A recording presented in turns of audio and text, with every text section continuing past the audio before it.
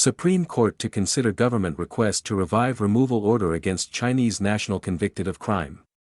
The U.S. Supreme Court has agreed to decide whether immigration authorities may deport a Chinese citizen with a U.S. green card who was convicted of counterfeiting in New Jersey. The legal issue is whether the U.S. Department of Homeland Security correctly classified the man, who is a lawful permanent resident of the United States, when he returned to the country after a trip to his native China.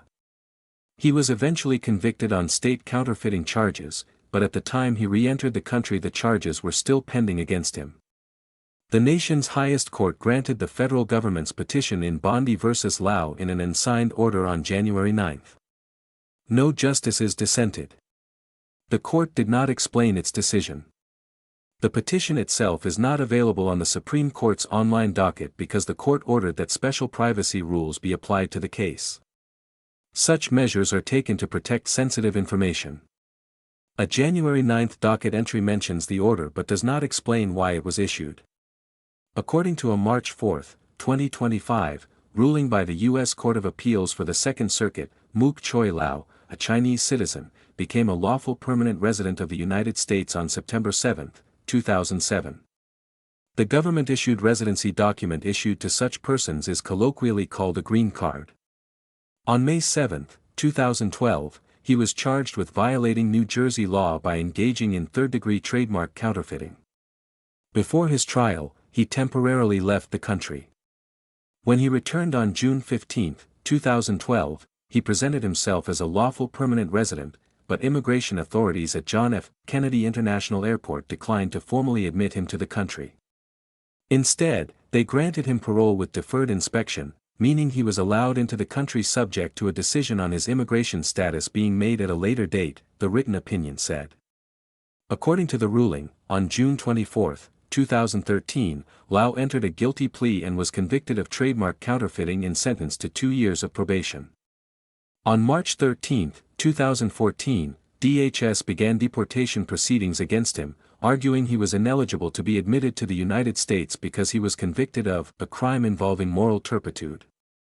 An offense involving moral turpitude is a serious crime, such as counterfeiting, fraud, forgery, rape, kidnapping, embezzlement, robbery, or drug trafficking.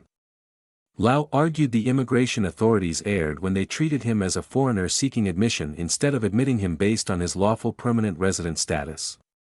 He also argued that the crime he was convicted of fell under the petty offense exception in Section 1182 of the Immigration and Nationality Act, the opinion said.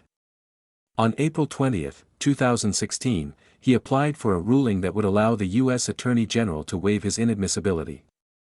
The Act states that to be eligible, an alien has to have lawfully resided continuously in the United States for a period of not less than years immediately preceding the date of initiation of proceedings to remove the alien. He admitted he had been a lawful permanent resident for about 6 years and 7 months when his deportation proceeding was initiated, but argued that the time he spent in the country before the resident status was granted should be deemed to be part of the 7-year period, the opinion said. On March 20, 2018, an immigration judge found his conviction counted as a crime of moral turpitude and did not fall under the petty offense exception because the maximum sentence for counterfeiting exceeded 1 year of incarceration. The judge held that even though Lau had not been convicted when he sought re-entry to the country, he was appropriately classified as inadmissible because he had already committed the crime by the time he sought re-entry. The judge also found he was not eligible for the waiver of inadmissibility because he had not resided continuously in the country for 7 years before the removal proceeding was initiated, according to the opinion. On November 23, 2021, the U.S. Board of Immigration Appeals dismissed Lau's appeal and upheld the judge's order. The Second Circuit took up Lau's appeal and ruled in his favor. The appeals court found that the existence of a pending criminal charge does not provide the clear and convincing evidence of a crime of moral turpitude needed for DHS to deem him, a lawful permanent resident, to be a readmission applicant who could be paroled into the country. Because of that finding, the court said it was not necessary to rule on whether his crime counted as a crime of moral turpitude or whether the immigration authorities were wrong to deny his request for a waiver. The court vacated the final order of removal against Lau without prejudice, meaning the government may try again to deport him in the future.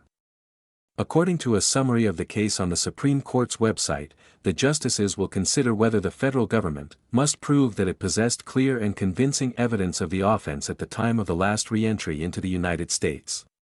A date for the oral argument has not yet been scheduled.